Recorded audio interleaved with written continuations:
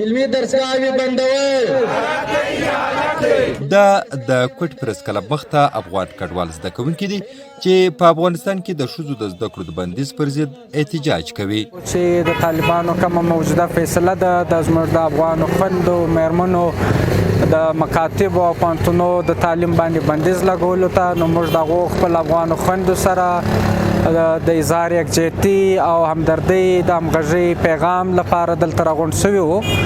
هدف مو دم دی چې له طالب چې کوم موجوده حکومت دی د هغو سره مو درخواست دی په هر لحاظ باندې چې زموږ افغان خویندې او میرمنې له تعلیم له رڼا څخه محرومه ونه ساتي او د دوی پر مخ د علم دروازې ژر تر ژره راخلاصې کړي. چې دا زما د وطن حال دی، ژوند پر تور انګار ولاړ دی هر سړی. په افغانستان کې د طالبانو حکومت په خپل یوه تازه فرمان کې د هیواد د ټولو شخصي او دولتي پوهنتونونو کې د ښځو پر زده کړو د بندیز فرمان جاري کړی و.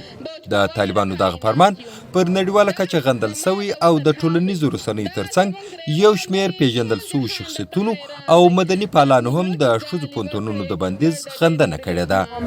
زه هیله کوم چې طالبان مکتبونه خلاص کړي.